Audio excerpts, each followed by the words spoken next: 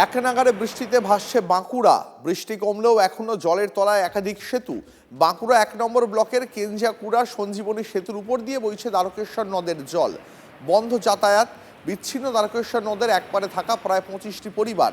ভোগান্তির শিকার স্থানীয়রা। বন্ধ শিক্ষা প্রতিষ্ঠানগুলিও। নিম্নচাপের জেরে কয়েকদিনের লাগাতার বৃষ্টিতে ফুঁসতে শুরু করেছিল বাঁকুড়ার উপর দিয়ে বয়ে যাওয়া গন্ধেশ্বরী, দ্বারকেশ্বর, কংসাবতী, শিলাবতী সহ সমস্ত নদী। গতকাল থেকে বৃষ্টির পরিমাণ সামান্য কমলেও আকাশে এখনও পর্যন্ত মেঘ রয়েছে, যে একেবারে সেতুর দুদিকে যে পিলার রয়েছে সেই পিলারগুলো কার্যত জলের তলায় রয়েছে এবং এই সেতু দিয়ে যেহেতু প্রবল বেগে জল বয়ে যাচ্ছে, কোথাও ৩ ফুট কোথাও ৪ ফুট উচ্চতা দিয়ে জল বয়ে যাচ্ছে, স্বাভাবিকভাবে এই সেতু দিয়ে যাতায়াত পুরোপুরি বন্ধ। দ্বারকেশ্বর নদের অপর পাড়ে থাকা ভেলাইডিয়া সহ বিভিন্ন যে গ্রাম রয়েছে, ২০-২৫টি গ্রাম রয়েছে, তারা শিক্ষা থেকে স্বাস্থ্য সমস্ত বিষয়ে পার্শ্ববর্তী কেঞ্জাকুড়া গ্রামের উপরে নির্ভরশীল। কিন্তু এই মুহূর্তে যাতায়াত পুরোপুরি বন্ধ হয়ে যাওয়ায় একদিকে যেমন শিক্ষা থেকে স্বাস্থ্যের ক্ষেত্রে সমস্যা হচ্ছে, তেমনই সাধারণ মানুষের জীবন জীবিকা, সাধারণ মানুষের যে কৃষিজাত পণ্য তা বাজারে নিয়ে আসা থেকে শুরু করে চাকরি বাকরি এবং অন্যান্য ব্যবসা বাণিজ্যের ক্ষেত্রে চূড়ান্ত সমস্যায় পড়েছেন সাধারণ মানুষ।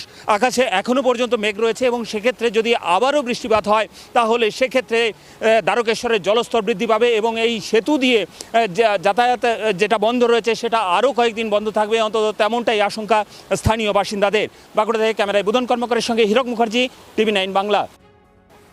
সেতু দুদিন ধরে বৃষ্টি হওয়ার কারণে পুরো বন্ধ হয়ে যাচ্ছে। আজকে একটু বৃষ্টি কম কারণে পিলারগুলো দেখা যাচ্ছে, কাল তো পিলার দেখা যায়নি।